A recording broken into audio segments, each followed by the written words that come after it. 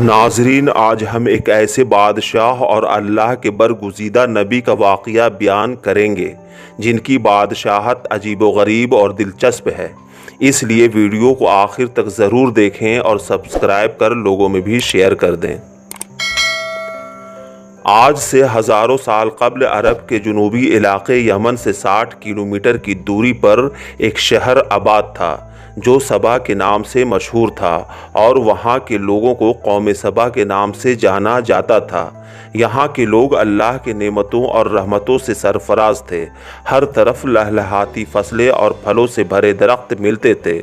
قوم سبا تجارت میں ماہر تھے، اس لیے یہ قوم نہایت دولت مند اور خوشحال تھی۔ لیکن یہاں کی قوم شرک میں مبتلا تھی اور سورج کی پوجا کیا کرتے تھے۔ جب وہاں کے بادشاہ سراجیل بن مالک کی موت ہوئی تو اس کی بیٹی بلقیس نے حکومت کی باغ ڈور سنبھالی اور 9 سالوں تک نہایت قابلیت اور خوبصورتی سے حکومت کی۔ بعض مورخین لکھتے ہیں بلقیس کے والدین میں سے ایک جناتوں میں سے تھے، لیکن اس کی کوئی واضح دلیل نہیں ملتی۔ اسی دور میں مشرق و مغرب میں ایک عظیم بادشاہ کی حکومت پھیلی ہوئی تھی جن کا نام حضرت سلیمان ابن داؤد ہے۔ حضرت سلیمان کی حکومت دنیا کی بیشتر ممالک میں تھی اور دارالخلافہ یروشلم تھا۔ آپ کو اللہ تعالیٰ نے انسان، جنات، چرند پرند، جانوروں اور ہواؤں پر بھی حکومت عطا فرمائی تھی۔ ایک دن کا واقعہ ہے، حضرت سلیمان نے دربار لگائی اور اپنے تخت شاہی پر بیٹھے ہوئے تھے اور پوری رعایا، جن و انس، چرند و پرند سب موجود تھے۔ حضرت سلیمان نے چاروں طرف نظر کی اور کہا، میں اپنے سامنے ہدہد کو موجود نہیں پا رہا۔ سب نے ادھر ادھر دیکھا لیکن ہدہد نظر نہ آیا۔ حضرت سلیمان نے کہا، لگتا ہے ہدہد دربار سے غیر حاضر ہے۔ میں اسے اس کوتاہی کی سخت سزا دوں گا اگر اس نے غیر حاضری کی کوئی معقول وجہ پیش نہ کی۔ غرض ہدہد نماز عصر کے وقت دربار سلیمانی میں پہنچا۔ حضرت سلیمان نے اسے دیکھ کر پوچھا، اے ہدہد، تو کہاں غائب تھا؟ ہدہد نے سر جھکا کر معافی کی التجا کی۔ حضرت سلیمان نے دیر سے آنے کی وجہ پوچھی تو ہدہد نے کہا، حضور، میں ایک ایسے شہر سے آ رہا ہوں جس کا نام ملک سبا ہے اور اس پر ایک عورت حکمرانی کر رہی ہے جس کا نام ملکہ بلقیس ہے۔ وہ 80 گز لمبے اور 40 گز چوڑے جواہرات سے مسخ تخت پر بیٹھتی ہے جو سرخ رنگ کا ہے۔ اس تخت کے پائے یاقوت زمرد سے بنے ہوئے ہیں۔ اگرچہ وہاں کے لوگ کو اللہ تعالیٰ نے ہر آسائش اور نعمت سے مالا مال کیا ہے، لیکن وہ اللہ تعالیٰ کی وحدانیت کے منکر ہے۔ بلکہ بلقیس اور ان کی رعایا سورج کی پوجا کرتی ہے۔ شیطان نے ان کے برے اعمال کو ان کی نگاہوں میں اچھائی بنا رکھا ہے اور پوری قوم گمراہی کے اندھیرے میں ڈوبی ہوئی ہے۔ ملک سبا اور بلقیس کا حال سن کر حضرت سلیمان نے ایک خط ملکہ بلقیس کے نام تحریر کر کے ہدہد کے حوالے کیا اور حکم دیا کہ وہ ملکہ بلقیس کو یہ خط پہنچا دے۔ خط لے کر ہدہد ملکہ بلقیس کے محل پہنچا تو ملکہ تخت پر بیٹھی تھی اور دربار لگی ہوئی تھی۔ ہدہد نے وہ خط ملکہ کی گود میں گرا دیا۔ ملکہ نے خط پر حضرت سلیمان کی مہر دیکھی تو خط کو کھولا اور پڑھنے لگی۔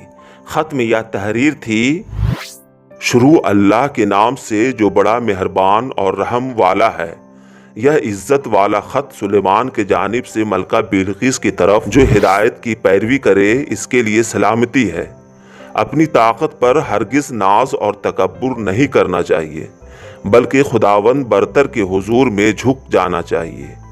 اسی کی رضا کو اپنا نصب العین اور اس کے احکام کی پابندی کو اپنا شعور بنانا چاہیے۔ یہ خط قوم سبا اور ملکہ بلقیس کے لیے دعوت اسلام تھی۔ ملکہ بلقیس نے اپنے خاص درباریوں کو یہ خط پڑھ کر سنایا اور مشورہ طلب کیا۔ دربار کے چند بڑے ارکان حکومت نے کہا کہ ہمیں سلیمان سے نہیں ڈرنا چاہیے اور ڈٹ کر مقابلہ کے لیے تیار رہنا چاہیے، مگر ملکہ بہت سمجھدار تھی۔ ملکہ نے سب کی تجویز سن کر کہا، بے شک ہم طاقتور ہیں، مگر خط کی تحریر سے پتہ چلتا ہے کہ یہ کوئی عام شخص نہیں بلکہ خدا کا کوئی نیک پیغمبر ہے، लिहाजा हमें हिकमत से काम लेना चाहिए। मलका बिल्किस ने चंद कासिदों को बेशकीमती तोहफ़े देकर हज़रत सुलेमान की खिदमत में भेजा कि उस बहाने कासिद उनकी शान व शौकत को भी देख आएंगे और यह भी पता चलेगा कि वो क्या चाहते हैं। अगर उन्होंने यह तोहफ़ा कबूल कर लिया तो हम उनसे जंग करेंगे और अगर कबूल ना किया तो हम उनकी पैरवी करेंगे। मलका के तमाम दरबारियों ने भी मलका की इस बात पर इत्तफाक जाहिर किया। हुदहुद जो सब सुन रहा था जाकर हज़रत सुलेमान की खिदमत में पूरा वाक़या बयान कर दिया। हज़रत सुलेमान ने जिन्नातों को हुक्म दिया कि शहर में दाखिल होने वाले रास्तों पर सोने चांदी की ईंटों का फर्श बिछा दिया जाए और दरबार के सारे कुर्सियों को हीरे जवाहरात से जड़ दिया जाए। गर्ज जब कासिद तोहफ़े लेकर हज़रत सुलेमान के दरबार में पहुँचे तो हज़रत सुलेमान ने फरमाया, तुम जिन कीमती अशिया से मुझे बहलाने आए हो इनसे ज़्यादा कीमती अशिया मेरे अल्लाह ने मुझे अता कर रखी। मेरे नज़दीक तुम्हारे इन तोहफ़े की कोई अहमियत नहीं। मुल्क व हुकूमत और माल दौलत मेरा नस्बुल ऐन नहीं। मैं तो कलमा हक़ बुलंद करना चाहता हूँ। अपने तोहफ़े वापस ले जाओ और अपने मलका से कहना कि उसने मेरे नस्बुल ऐन में रुकावट पैदा करने की कोशिश की है। मैं एक अजीम लश्कर के हमराह आकर उसके महल की ईंट से ईंट बजा दूंगा। गर्ज कासिद ने जब मलका बिल्किस को हज़रत सुलेमान अलैहिस्सलाम का जवाब और उनकी शान व शौकत का नक्शा बयान किया तो मलका बिल्किस फ़िक्रमंद हो गईं और समझ गईं कि यह कोई पैगंबर हैं। इसलिए जंग के बजाय मलका बिल्किस ने हज़रत सुलेमान के दरबार में हाजिर होकर अपनी अताअत का यकीन दिलाने का फ़ैसला किया और एक बड़े वफ़द को लेकर हज़रत सुलेमान अलैहिस्सलाम की तरफ रवाना हुई। जब हज़रत सुलेमान अलैहिस्सलाम को मलका बिल्किस की आमद का इल्म हुआ तो उन्होंने दरबारियों से पूछा, तुम में से कोई शख्स है जो मलका बिल्किस के तख्त को उसके यहाँ आने से पहले ले आए? एक जिन खड़ा हुआ और बोला, हुजूर आपके दरबार का वक्त ख़त्म होने तक बिल्किस का तख्त यहाँ ला सकता हूँ। हज़रत सुलेमान ने फरमाया, नहीं, यह तो बहुत वक्त है। मैं उससे पहले यहाँ मलका का तख्त देखना चाहता हूँ। तमाम दरबारी खामोश रहे। इस पर वज़ीर आज़म बरखिया, जिनके पास किताबी इल्म था, कहा, अगर इजाज़त हो तो मैं पलक झपकते ही मलका का तख्त ला सकता हूँ।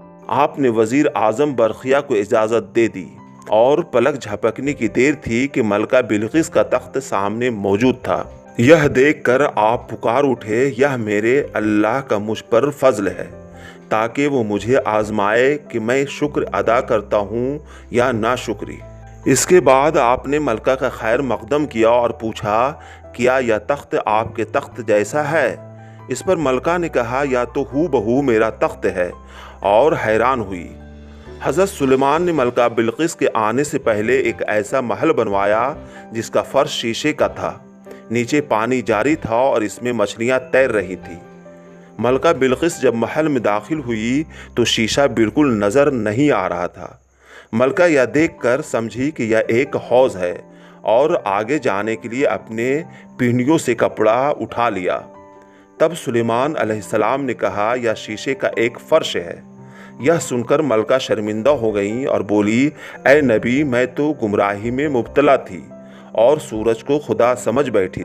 गोया हज़रत सुलेमान ने बिल्किस पर यह जाहिर किया कि जिस तरह वो शीशे के फर्श को पानी का हौज़ समझ रही थी, इसी तरह उसने सूरज की चमक और गर्मी देखकर उसे खुदा समझ लिया था। इसके बाद मलका बिल्किस आपके हुस्न इखलाक से बेहद मुतासिर हुई और आप पर ईमान ले आई। फिर आपसे इजाज़त लेकर अपने मुल्क वापस लौट गई।